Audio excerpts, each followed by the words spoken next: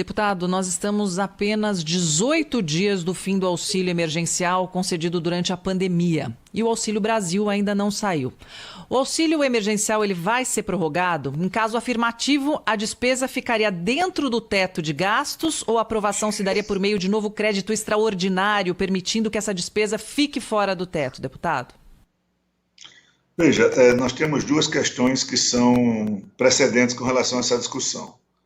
Uma é o imposto de renda, que foi aprovado pela Câmara com a criação dos dividendos e está no Senado Federal. Eu acredito que agora em outubro deva ter sua votação efetivada.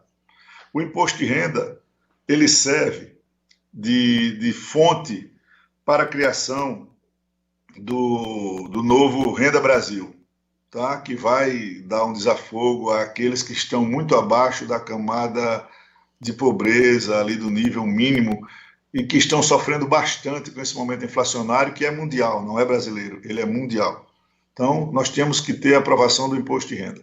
A outra discussão que vai dar colchão para isso são os precatórios, que teríamos um prazo final mínimo ali do dia 6.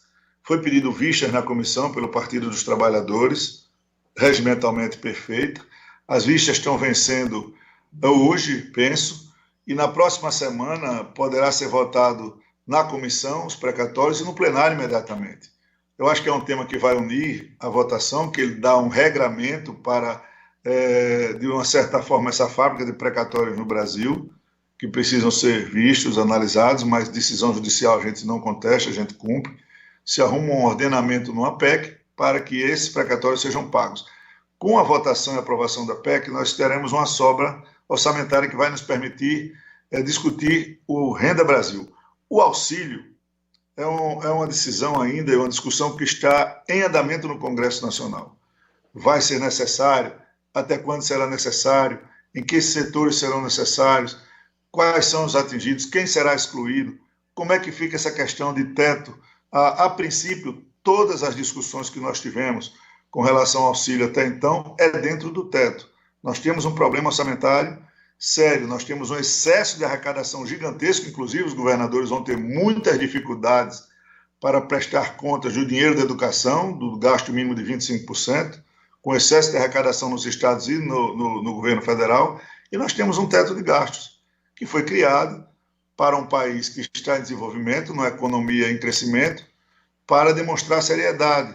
Nós não podemos abrir mão de todos os francos, mas nós estamos com aquela escolha de Sofia, como atendermos a tantos brasileiros que estão em dificuldades no momento ainda de saída de pandemia, graças a Deus, saindo de maneira firme e progressiva, diminuindo casos e mortes, mas nós precisamos analisar. Não temos ainda uma decisão permanente, mas toda a tendência de todas as discussões que a Câmara fez é de se procurar maneiras de se acomodar legislativamente às despesas dentro do teto de gastos. Presidente, o senhor pessoalmente é favorável a uma revisão do teto de gastos?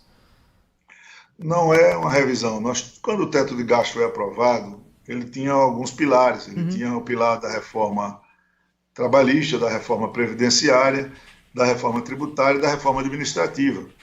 Então, de lá para cá, nós fizemos duas e estamos com duas ainda. Uma no meio do caminho, o Senado está andando agora com a PEC 110, que é do consumo, nós aprovamos o IR, o Senado aprovou o passaporte tributário, nós estamos ultimando as discussões internas na CBS, né, que é o PIS/COFINS.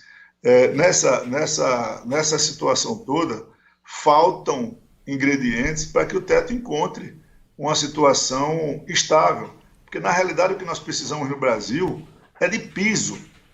Nós temos que discutir uma política orçamentária de piso de despesas para que nós tenhamos a garantia de que não precisamos de teto. Nenhum país grande, sério do mundo tem teto de gastos, mas aqui nós precisamos.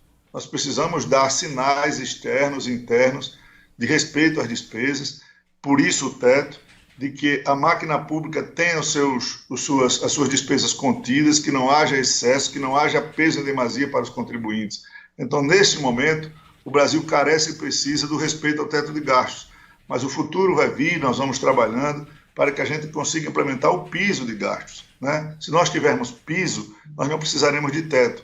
E com a arrecadação sempre crescente, e como cresceu esse ano, com excesso de arrecadação, nós teríamos muitas oportunidades de investir em meio ambiente, de investir em infraestrutura, de investir melhor em infraestrutura turística, em limites para que trouxéssemos para o Brasil crescimentos em diversas áreas e avançássemos no nosso maior ativo, que é na preservação ambiental, por exemplo, com uma matéria muito importante que deve tramitar esses dias, que é o crédito de carbono de floresta em pé, regulamentado, para que o Brasil tenha esse ativo muito forte perante o mundo, com todas as visões distorcidas que são vendidas lá fora, mas nós temos a melhor legislação e nós temos um território ainda com mais de 62% de florestas nativas preservadas. Isso é muito bom de ser sempre lembrado, né?